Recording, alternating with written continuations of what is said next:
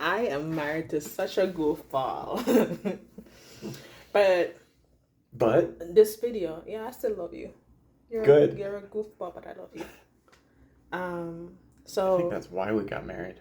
No, I did not marry you for your jokes. They suck. They are excellent jokes. They're just not my type. My jokes are definitely the reason we got married. Anyways, let's talk about leaving that Airbnb.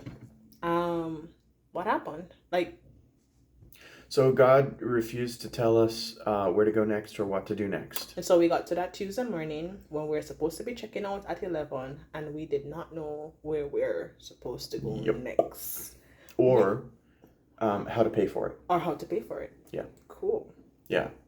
Oh, it was double awesome cool. Yeah. So much fun. I was trying not to spiral, and then... Failing. I'm failing. Me too. I woke and I felt led to ask you, Jeremy, has God told you what we're supposed to be doing here? Are we packing? Are we leaving? Nope, you didn't ask all that. Yeah. You asked, has God told you where we're going?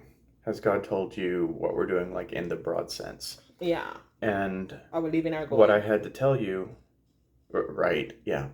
What I had to tell you was, right, that was the big thing. It was, are we supposed to stay here for another day? Or, could we? I don't know if that's even possible because of the money thing. But all God would show me was our suitcases stacked neatly by the door in the hallway. And, not in the room, but in the hallway. So, in the hallway where our host can see that they are stacked there. And so he'll know what our plan is, that we're leaving and we can't take it back. And that closes off the option, which was hard for me. No, don't. That's a punchline. Save it. He's always telling me I give away all the punchlines. Yeah. Okay. So let me tell. And he knew I was going. Right. Okay. So, we did so. I eventually got to the spot where I said, okay, all right, if that's the process, closing off the option, okay, that's fine. And we saw such a cool gratitude video about sacrificing the thing that God hasn't said to do. And this was a version of that. I think we may have even talked about that at the time. Yeah. But the sacrifices that we make, they aren't sacrifices for the sake of sacrifice. They're sacrifices for the sake of obedience. Obedience is better than sacrifice, right? So it was sacrificing any other option. Sacrificing the option to do anything but what God said to do. Yeah. And so we got everything stacked and packed. But before we even got that, the thing is, you told me about God giving you that image. And immediately I felt a bit of resistance because there was a part in me that's just like, where are we packing when we don't have money to go anywhere? Yeah. Maybe we can finagle how to stay here another night, etc. And it was really interesting that when I actually looked at the Airbnb to go check, well, it was booked. It wasn't even an option anymore. Right. And I don't remember what God said to me. But he didn't show me that, or we didn't have that discussion until afterwards. Until after we had obeyed. Yeah, but God... And so I had to obey on faith, not on, it's not an option anyway. that was a real leap of faith for me. Yeah, and then it was me seeing the Airbnb, and God said, I don't remember what it was that he said to me, but I realized in that moment that if God was leading Jeremy around this, and I knew he wouldn't lie and said this was what, I really believe that God showed him. I had the opportunity to either be a hindrance to him or a help. Yeah, and you're great. And so I got into action. I joined him in the preparing to go, even though we didn't know where we're going to go next or how we're going to pay for it. And so we were packed and ready and waiting. So I sat at the kitchen table, and this was, we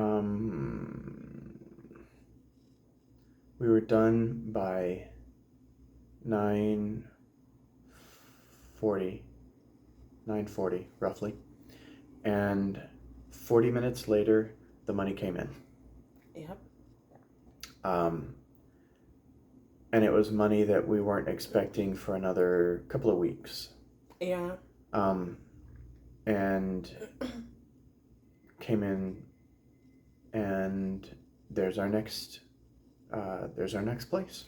Yeah. And the way to get groceries and the way to get across town to our next place. Yeah. And what was also interesting about this money coming in is that a week before, I had tried to push you to do something that could have made it come in sooner. And the Lord stopped me and said to me, this thing is not our source. He pointed out the motive behind my action, and said, this is not your source. Do not get into that mind frame where you're depending on X thing or X thing to come. Da da da da da. So it was really a shock when that came in. Yeah. The money is a resource. God is our source. Yeah. And then while that was happening, I was sitting down in the room and I got a call from a strange number. And this was pretty interesting for me because I was expecting God to move in some way, shape, or form. I don't know what it was going to come in, but I'm like, God, I'm gonna be ready. And yeah, a lot of that day, the theme was readiness. Yeah. Like, get ready on everything that you do know. Yeah. And so when the call came in, I missed it, and the Lord said to me, call him back. I was like, all right, I'm going to call him back. It's a number I don't know, but I'm calling him back. The person didn't answer.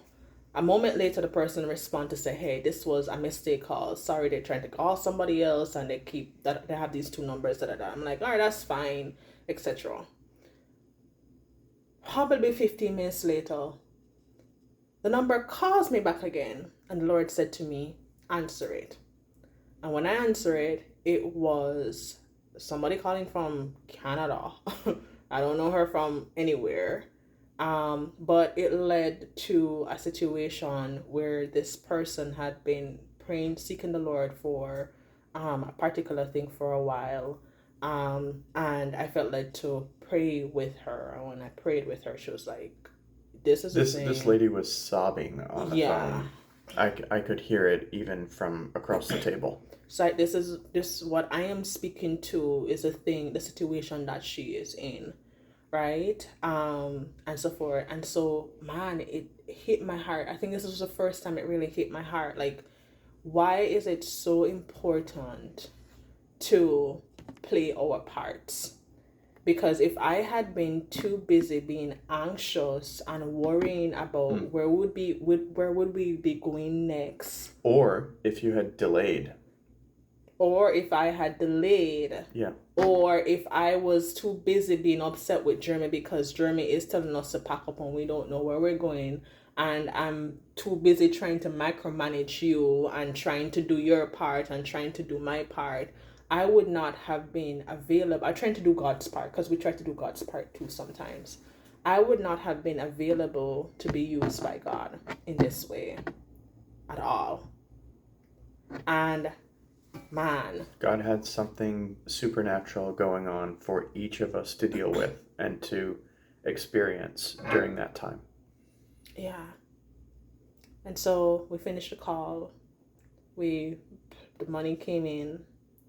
We found our next Airbnb spot, and we figured out the trip to get there and get food. And we left for the Nguyen Living Center. Yay! It gets more intense, I tell you. Oh, it gets so much more intense. Yeah, like so much. Like, it gets significantly more intense than I don't know where to go in an hour. It gets way more intense than that. Yeah. So I didn't know how that was possible. I did not know how that was possible too. So stick around for the next video, because It's terrifying. Actually, that might be the next video, depending on how much juice there is here. We'll see. Okay. yeah, I love you. You press a button. Here, you press it.